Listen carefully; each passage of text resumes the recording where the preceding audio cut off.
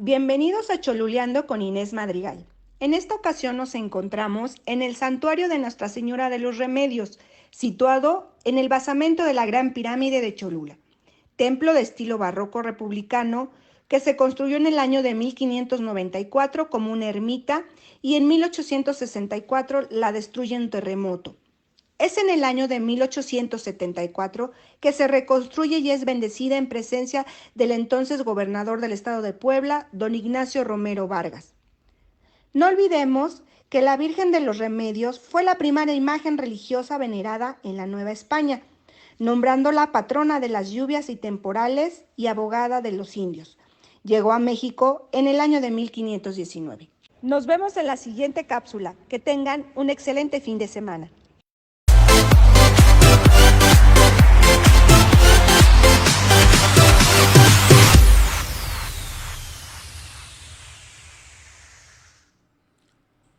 Hola amigas y amigos, yo soy Julio Valderas y esto es Desde la Oscuridad, un programa con una perspectiva macabra y sombría sobre el mundo y sus personajes. Espero que lo disfruten. Amigos, les quiero compartir a través de un pequeño paréntesis en este programa porque la semana pasada Desde la Oscuridad cumplió un año. No comenzó aquí en Moro Radio, de hecho este programa, este podcast comienza desde mi casa. Y esto se da por algo que yo hacía, algo muy similar a esto que hacía en la Embajada Cultural del CENTE, en la sección 51, con un programa donde hablaba sobre temas de cultura y de arte. Y conforme yo iba investigando, iba leyendo, iba recordando temas, personajes que no iban ad hoc a la cuestión cultural o artística, porque yo hablaba de artistas, de todas las disciplinas, hacía recomendaciones de obras de arte, incluso daba un poquito de noticias del tema cultural y artístico, pero estos personajes de los que yo a veces investigaba, leía o hechos históricos, pues no iban con esta temática, así que decidí empezar con algo un poquito más personal y debo decir que representó un gran esfuerzo porque ya de por sí tenía un programa de una hora al que le tenía que dedicar bastante atención. Mi reconocimiento a todos los que se dedican a esto de forma diaria porque de verdad representa una cantidad de trabajo importante de investigación, de un periodismo muy en forma y muy profesional, que de verdad mis respetos. Pero bueno, yo empecé con esto y pues no fue nada fácil porque tenía que encontrar el tiempo para investigar, para rascarle, aparte de dedicarle tiempo pues a mi familia, a mi trabajo de base, etcétera. Entonces representó un esfuerzo muy grande, pero pues gracias a Dios el esforzarse al doble es algo de lo que estoy muy acostumbrado desde chiquito y por eso decidí continuar haciéndolo. No puedo decir que lo hice solo porque nunca es así. Hubo personas que me ayudaron desde aportando alguna idea hasta los que se burlaron por lo que estaba yo haciendo. También les agradezco porque aquí seguimos y ya cumplimos un año. Me hubiera gustado mucho transmitir la semana pasada con ustedes, pero bueno, todos los cambios son buenos, todos los cambios son bienvenidos y por eso hoy estamos desde una nueva locación transmitiendo para todos ustedes y es así como empezamos esta nueva etapa desde la oscuridad. Yo, como les digo, tenía otro programa, decidí como ese programa pues ya no pudo continuar por diversas circunstancias, decidí terminar la primera temporada Desde la Oscuridad. Después llegué aquí a Moro, les platiqué de este proyecto a la licenciada Inés, a un amigo de nombre Marco que ya no anda por acá, pero le mando un saludo. Y por una u otra razón pues no pudo darse, pero volvimos a retomar el tema, les gustó la idea, conocí a Dani que nos acompaña aquí desde el principio. Y fue así como un buen día, regresó desde la oscuridad, transmitiendo por internet, repitiendo el podcast en Spotify. Recuerdo el primer programa cuando Dani me dijo la cantidad de visitas que había tenido el podcast, me volví loco porque a mí nunca me ha dado pena hablarle a la cámara, hablarle a la gente, ya sea para un auditorio pequeño o grande, pero sí me daba mucho miedo, sí me daba mucha pena saber si a la gente le iba a gustar. Pero un buen día pasó algo maravilloso porque una persona a la que quise mucho y que pues ya no estaba en mi vida, me mandó un mensaje para felicitarme por el programa, por dos programas de hecho. Y pues así decidí seguir hablando y platicando, investigando, leyendo y aquí estamos. Hablar sobre estos temas, sobre estos personajes, fue un desahogo para mí a nivel personal porque pues me aliviaron de un corazón roto, de una alma herida, de un espíritu quebrado y no porque me identificara con estos temas, sino porque realmente me gustan, me inspiran muchísimo, llenaron esos huecos que había en ese momento, en esa etapa de mi vida, y de verdad estoy muy agradecido por esto. Me di cuenta de que al mundo no solamente le gusta el misterio, sino que realmente necesita el misterio. Porque es importante entender que nunca vamos a conocerlo todo, nunca vamos a saberlo todo. El ser humano por su propia naturaleza es incapaz de ser omnisapiente. Entonces, cuando yo entendí que nunca iba a poder entenderlo todo, mi vida se volvió mucho más fácil y el espíritu se volvió más ligero.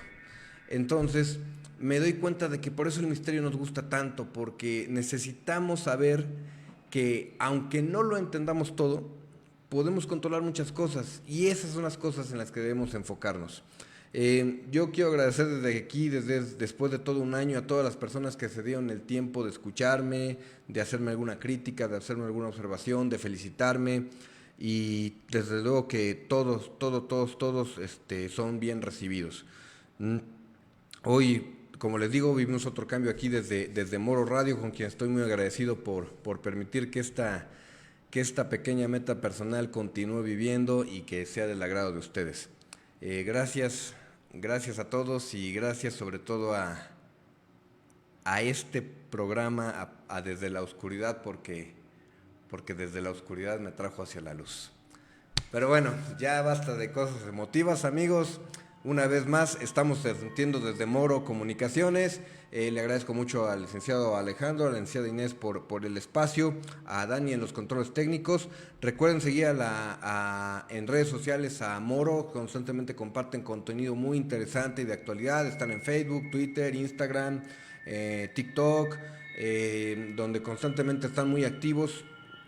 Y bueno, empezamos así este programa del día martes 18 de julio, que iba a ser el 11 de julio, pero bueno, lo importante es que aquí continuamos.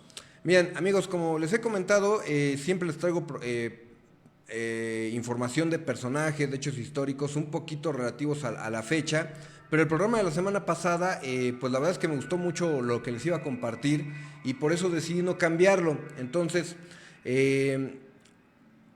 por eso decidí manejar la información como la tenía, aunque sea de una semana un poquito retrasada, pero bueno, es por esto que se las quiero compartir bien. Un 11 de julio, pero del año 988, se funda una aldea llamada Valle Ata. Ignoro si lo pronuncio bien porque tengo entendido que es de las antiguas lenguas celtas. Y esta aldea se sitúa a orillas del río Liffey.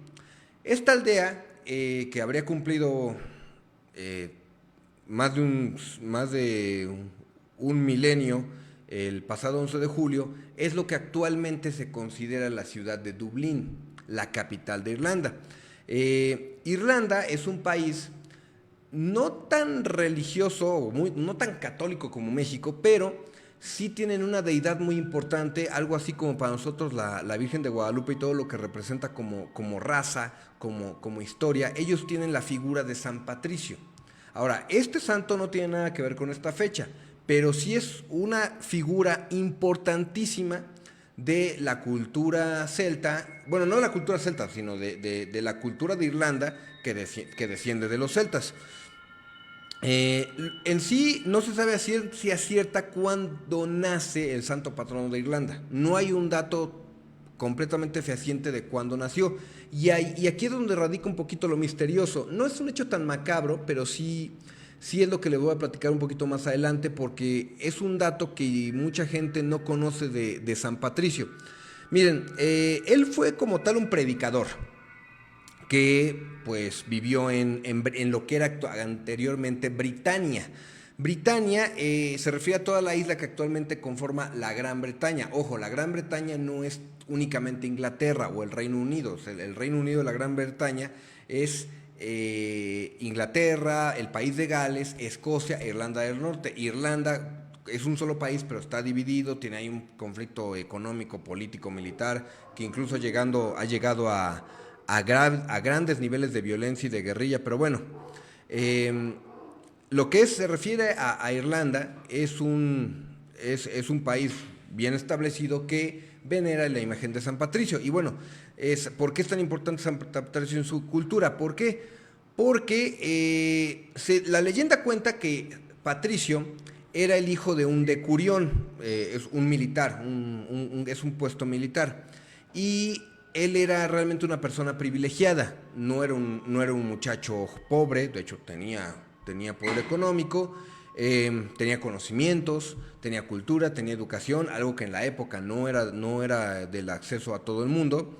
Y la leyenda cuenta que a la edad de 16 años, él fue secuestrado por una banda de piratas. Estos piratas lo tuvieron secuestrado durante 6 años. Y supuestamente la leyenda cuenta que en un sueño Dios le dijo que iba a lograr escapar en un barco y que llegaría a una tierra de color verde, donde su misión sería predicar su palabra. Entonces, obviamente es el propio Patricio quien supuestamente da a conocer esta historia. Él, si logra escapar de los piratas, llega a lo que actualmente es Irlanda, a la aldea de las que les mencioné. Pero fíjense, aquí viene algo bien interesante. Él nace posiblemente por ahí del año 400 después de Cristo. Lo que quiere decir que Irlanda se habría fundado mucho después de su llegada. Prácticamente lo que nos dice es que la religión nació no antes que la nación. Es por eso que San Patricio es tan importante. Él supuestamente inicia a través de toda la isla, una gran peregrinación para predicar la palabra de Dios. Y a él se le considera la persona que introduce el catolicismo. Pero les digo, ahí es donde ya la historia nos empieza a obligarnos a cuestionarnos. ¿Por qué es que se le considera santo patrono de Irlanda si Irlanda todavía no era considerada una nación en aquella época? Hay muchos simbolismos alrededor de San Patricio, el color verde, por lo que les acabo de mencionar. La imagen del duende no está directamente relacionada a San Patricio, eso es más bien parte del folclore, pero se forma de las costumbres celtas y las leyendas que contaban sobre los arcoíris. Los arcoíris en Irlanda son muy comunes. ¿Por qué? Porque es un clima muy húmedo, llueve mucho, entonces los arcoíris aparecen constantemente. Y la leyenda de que hay un duende con una olla del tesoro al final de cada arcoíris, pues se difundió muchísimo, y al final, hoy en día todavía vemos esa relación entre todas estas figuras en los equipos particularmente deportivos, los Celtas de Boston, esos son de básquet, y en Boston tenemos en el fútbol americano, se me fue el nombre, una disculpa amigos, pero bueno, todas estas figuras constantemente se relacionan. El trébol no el trébol de 4 hojas, el trébol de 3 hojas. Se dice que San Patricio utilizaba el trébol de las 3 hojitas para explicar la Santísima Trinidad. Y como hay tantos de estos en las verdes tierras de Irlanda, pues para él era muy fácil predicar su palabra y tomar del piso una de estas florecitas, una de estas plantitas, para explicar la Santísima Trinidad a las personas que todavía no eran creyentes. Y hay algo interesante ahí también sobre su labor de predicador.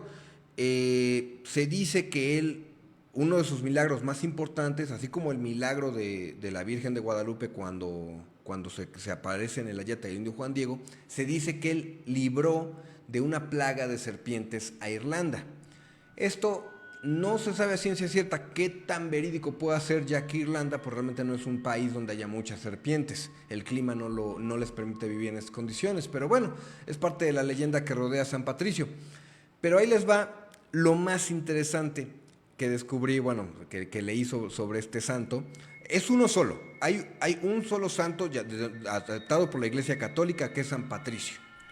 Pero a ciencia cierta no se sabe si es una persona o dos. Es muy posible que, como les comentaba, no hay congruencia entre el nacimiento de la nación como Irlanda y el nacimiento del niño que fue secuestrado por los piratas y que empezó a predicar la palabra de Dios cuando se escapa de los piratas, o con el que realmente es el que hizo labor de predicador. ¿Por qué? Miren, el primer obispo de los cristianos, ya en lo que se empezaba a manejar como una nación de Irlanda, como parte de Britania, es un obispo de nombre Paladio. Este señor supuestamente es enviado por ahí del año 431, o sea que sí es posible que haya vivido en la misma época que Patricio, pero es posible que la desambiguación del idioma y el hecho de que ambos nombres empiecen con la letra P haya hecho que la gente los confundiera. Entonces, por un lado, a lo mejor teníamos al predicador enviado por la Iglesia Católica de nombre Paladio, y es posible que el muchacho que se haya escapado de los piratas, que para esa época ya era un adulto obviamente, hayan sido dos personas completamente diferentes, pero que la historia las convirtió en una sola, y darle el nombre de Patricio por toda la leyenda que involucraba, porque realmente este obispo Paladio, pues es posible también que él haya sido el que hizo los milagros, el que predicó, el que tomó la imagen del trébol de las tres hojas, en fin, tal vez ya nunca lo sabremos. Es por eso que digo que el misterio es tan interesante, tan increíble, porque un hecho histórico incluso nos puede empezar a levantar dudas y cuestionamientos. Finalmente, pues la Iglesia Católica celebra su fiesta el día 17 de marzo, nada que ver con la fecha de nuestro programa, pero sí un poquito celebrar el nacimiento de esta aldea que se volvió tan importante para la cultura celta, y particularmente de este santo llamado San Patricio, que les repito, a lo mejor eran dos personas, pero su mensaje fue difundido a nivel mundial en la cultura. Bueno, amigos, el pasado 11 de julio también la ONU estableció una celebración un poquito peculiar, que se trata del Día Mundial de la Población, el día 11 de julio. Esta fecha fue establecida por la ONU en el año de 1990 y supuestamente busca generar conciencia sobre los estudios demográficos en el mundo, todo lo que es el crecimiento de la población, zonas marginadas, zonas donde la tasa de mortalidad es muy alta, zonas donde la tasa de natalidad es muy alta también o muy baja, en fin, todos estos aspectos que son tan interesantes de estudiar, pero irónicamente, en contraste, ha habido personas que lejos de hacer algún tipo de aportación a la población mundial, se han preocupado por disminuirla. Les estoy hablando de un asesino serial, el señor Harold Shipman. ¿Por qué les platico esto en relación al Día Mundial de la Población? Miren, según cálculos de la misma ONU, en el año de 1987, en el 11 de julio, la humanidad alcanzó la cantidad de los 5,000 millones de habitantes. Ese día rebasamos ese número. Pero este hombre posiblemente tenía conflictos con esto porque se preocupó bastante de que no hubiera más personas en el mundo. Es considerado el señor Shipman el asesino en serie más, por decirlo de alguna forma, más grande de la historia. No por obviamente algún talento, sino porque es la persona que más seres humanos ha matado. Por definición, un asesino serial es aquel que asesina a 3 personas en más de un evento distinto, es decir, a 3 personas en 3 eventos diferentes. No que haya provocado la muerte de 3 personas al mismo tiempo, no. Si matas a 3 personas en 3 momentos diferentes, eres considerado un asesino en serie. Pero esta cantidad le quedó muy chiquita a este hombre. Este hombre posee el terrible récord de la mayor cantidad de víctimas, como les decía. Pero irónicamente fue un médico británico nacido en el año 1946 y todas sus víctimas de las que se tiene conocimiento fueron sus pacientes. La historia de este hombre es triste en realidad porque él a los 17 años ve morir a su madre de cáncer, en mucho sufrimiento, con una sensación de agonía y de injusticia abominables. Ver cómo se muere tu madre pues debe ser algo muy traumático. Entonces, este hecho lo deja profundamente marcado. Él a los 17 años se queda sin mamá, literalmente, en todos los sentidos, pero él era un buen deportista, de hecho, pero algo se retorció en la mente de Harold Shipman. porque su madre, al sentir fuertes dolores, los médicos le daban cantidades suministradas y controladas de morfina para aliviar el dolor. Pero él, al ver que esto le provocaba también regresar al dolor, lo dejó muy marcado. Él era un buen atleta, era un buen deportista, no era un mal estudiante, pero en lugar de apoyarse en esto para superar la muerte de su madre, empezó a consumir drogas, lo cual lo dejó todavía peor. En el año de 1970 este hombre se gradúa de la Escuela de Medicina allá en Inglaterra, pero en el año de 1975 él asesina a su primera víctima. Su modus operandi era sorprendentemente simple. Él, como médico, muchas veces tenía a las propias víctimas en su casa o en su consultorio, lo iban a visitar. Y él también en ocasiones, siguiendo el tratamiento médico, los visitaba en sus domicilios, visitaba en sus casas. Muchas de estas visitas eran normales, comunes, atender algún resfriado, alguna tos, algún malestar estomacal, pero particularmente con sus víctimas a las que él seleccionaba, iba cuando estaban solos y de esa forma no tenía testigos.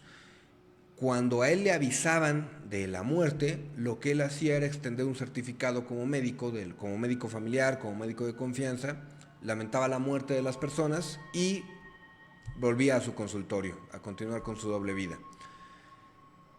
Todo esto resultaba extrañamente congruente porque casi todas sus víctimas eran mujeres de edad avanzada, porque ustedes dirán, pues que no se daban cuenta que mataba a alguien que llegaba por una simple gripa. No, porque casi todas sus víctimas, o mejor dicho, todas sus víctimas que eran sus propios pacientes, eran mujeres ya grandes, que llegaban obviamente con ayuda de familiares, con andaderas, con bastones, con sillas de ruedas. Entonces el hecho de que fallecieran no sonaba tan raro, y al tener un médico de confianza que además les extendía un certificado de defunción, pues no había mayor investigación. Y este desgraciado sigue matando hasta el año de 1998. O sea, estuvo asesinando gente durante más de 30 años, perdón, durante más de... pues sí, de hecho, durante casi 30 años. Pero el problema, lo que lo permitió agarrarlo, es que él comenzó a volverse muy ambicioso. No porque quisiera matar más gente, sino porque esto permitió que fuera descubierto. Él, al tener confianza con sus víctimas, en alguna ocasión inventó que una de sus víctimas en agradecimiento le había dejado alguna joya. Entonces la familia no tenía inconveniente porque era algo mínimo. Pero posteriormente la asesina a una mujer inyectándole fuertes cantidades de morfina, lo mismo que le inyectaban a su madre para aliviar el dolor. Él se los daba en sobredosis. Al ser médico nadie decía nada. Entonces las personas que acudían por un malestar muy simple podían morir a manos de este sádico, inyectándoles fuertes cantidades de morfina, que era lo que les causaba la muerte. Una de estas víctimas, que fue de las últimas que él tuvo, inventó que le había dejado propiedades, casa, dinero. Entonces la hija de esta mujer empieza a hacer trabajo de investigación, y fue así como descubrió, al momento de exhumar los restos de su madre, que no había muerto por las razones que él les había dicho, sino porque le habían dado una gran cantidad de morfina. Otra cosa que le ayudó mucho a él a continuar con su vida sádica, con sus asesinatos. Regularmente cuando tú llegas a una morgue, cuando un cadáver llega a una morgue, se extiende un segundo certificado médico. Pero mucho de lo que hacen las personas, o la mayoría de los trabajadores de este tipo de lugares, es que únicamente copian el certificado médico que dio el primer médico que atendió a la víctima.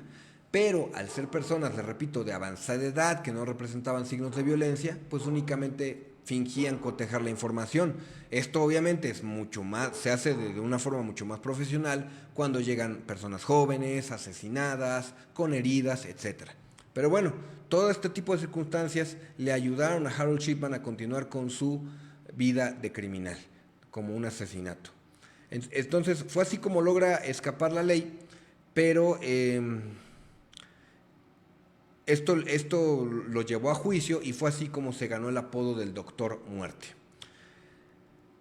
Él llegó a declarar en algún momento que se consideraba un ser superior por el hecho de ser médico, que él tenía la facultad por el hecho de ser médico de decidir quién vivía y quién moría. Ya el tipo estaba completamente loco, lo habíamos perdido completamente. Algo interesante es que al descubrir su método para matar a su última víctima, se le ligó a 15 asesinatos por las circunstancias en las que habían muerto. Entonces, él es enjuiciado hasta 1999, pero el problema que radicó al momento de la investigación en su juicio es que, aunque esas 15 víctimas sí se le podían adjudicar, él extendió 521 certificados de muerte. Es decir, que por sus manos y a través de su modus operandi podían haber muerto 521 personas. Es el mayor récord de muertes. En total, para su juicio, se determinó que podía ser sospechoso de la macabra suma de 888 cadáveres. Finalmente, se le adjudicaron oficialmente 218. Sigue siendo el récord más grande y sádico de un asesino. El Doctor Muerte, Harold Shipman, un médico, es el mayor asesino en serie de la historia. Muy posiblemente la razón por la que escogía a sus víctimas era la envidia que le provocaba ver a familias que tenían a sus madres en avanzada edad y posiblemente felices, cosa que él no pudo experimentar, y le provocó un desorden mental que lo llevó al asesinato. Él fue condenado únicamente a 15 cadenas perpetuas por las que se le adjudicaron en el juicio, pero finalmente se suicida en la cárcel en el año 2004. Únicamente estuvo de la cárcel desde el año 2000. La cantidad de vidas que arrebató, en lo personal creo que no se pueden interpretar como justicia, pero si el infierno existe, seguramente Harold Shipman está ahí. Bueno, amigos, pasamos a la recomendación de cine de esta semana y les quiero recomendar una película moderna bastante bien realizada llamada El Hombre Invisible, del año 2020. Está dirigida por el señor Leigh Whannell. Está protagonizada por Elizabeth Moss. En realidad esta película es un remake de una historia bastante vieja de los años 30. Incluso hay una versión mexicana con Arturo de Córdoba del año 1958, bastante bien hecha para los efectos de la época, buena técnica cinematográfica. Y aunque esta película, ustedes recordarán otra película, Un Hombre Invisible, de los años 90 o principios de los 2000 tal vez, con Kevin Bacon, que se llamaba El Hombre Sin Sombra, que esta película llamó mucho la atención por los avances tecnológicos para crear al hombre invisible. Pero esta película del año 2020 realmente da muchísimo más miedo porque nos retrata al hombre invisible como un genio, un hombre que fue capaz de desarrollar un traje que lo hace invisible. La película se da con el personaje de Elizabeth Moss escapando de su pareja, un hombre muy rico, que le va muy bien económicamente, pero que evidentemente ella la trata muy mal. Él es una persona sumamente tóxica y ella se tiene que escapar de esa relación, pero ella queda traumatizada. Un buen día le dicen que su exnovio, que su expareja, falleció, se suicidó. Pero es cuando entonces entra en la acción el hombre invisible, porque ella empieza a atormentarla. Y a pesar de que sabemos todo lo que hay detrás, porque sabemos que es un genio de la tecnología óptica, la forma en que utiliza para atormentarla es de verdad buenísima, te mantiene al borde del asiento. Ya saben que no les hago spoilers de las películas, aunque parece que esta película es muy predecible. El final te sorprende bastante. Es bastante buena la película El Hombre Invisible del año 2020 con Elizabeth Moss. Y bueno, amigos, ya saben que todos mis microrelatos están en mis redes sociales. Que les comparto hoy nace un poquito desde una perspectiva propia, cuando descubrimos que somos unos antes y unos después de un hecho que marcó nuestras vidas. Quiero que se imaginen a una persona hablando con otra exactamente igual a ella. ¿Qué has hecho? Lo maté. No soportaba continuar viendo su maldito rostro deprimido, desbordando tristeza, ira y angustia. Lo odiaba con toda el alma. Pero, ¿Qué haremos ahora? Seguir adelante, olvidarnos de él y todo el daño que nos provocó. Pero ¿cómo lo hacemos? Aceptando lo que sucedió, conservaremos únicamente lo que nos sea útil y borraremos toda huella de su existencia. Soy su presente, y si no lo hubieras matado yo sería igual que él. Tú eres su futuro, y si yo fuera como él, ni siquiera existirías. Eres un asesino, ¿cómo puedo confiar en ti? Porque te amo. El espectro miró al otro lado, que aún sostenía la daga escurriendo sangre y sin dudarlo respondió, yo también te amo. Amigos, todos morimos un poquito o una parte de nosotros cuando evolucionamos, progresamos o incluso también, como el caso del señor Harold Shipman, cuando decaemos. Pero es responsabilidad de nosotros quedarnos con lo bueno y desechar lo malo en cada aspecto de nuestra vida. Las experiencias hay que valorarlas porque no sabes si van a volver algún día.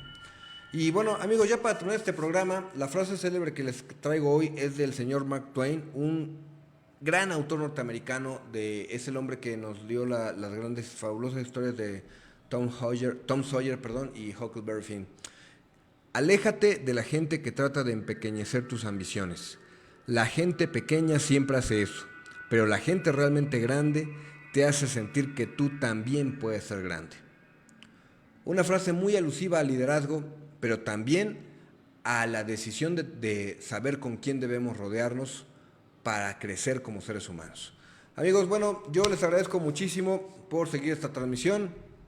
Les deseo una excelente tarde. Yo soy Julio Valderas. Recuerden que soy su amigo que está en redes sociales como Facebook, Twitter, Instagram. Me encuentran como Julio Valderas, J2B Escritor. Conoce nuevas historias nada más.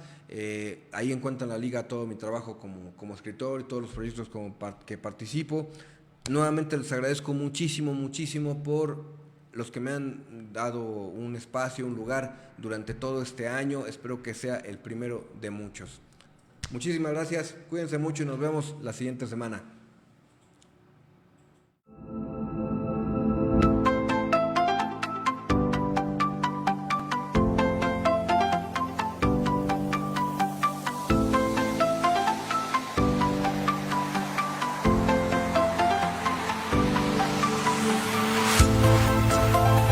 Hola, bienvenidos a Choluleando con Inés Madrigal. En esta ocasión nos encontramos en el santuario de Nuestra Señora de los Remedios, situado en el basamento de la Gran Pirámide de Cholula, templo de estilo barroco republicano que se construyó en el año de 1594 como una ermita y en 1864 la destruye un terremoto. Es en el año de 1874 que se reconstruye y es bendecida en presencia del entonces gobernador del estado de Puebla, don Ignacio Romero Vargas. No olvidemos que la Virgen de los Remedios fue la primera imagen religiosa venerada en la Nueva España, nombrándola patrona de las lluvias y temporales y abogada de los indios. Llegó a México en el año de 1519. Nos vemos en la siguiente cápsula. Que tengan un excelente fin de semana.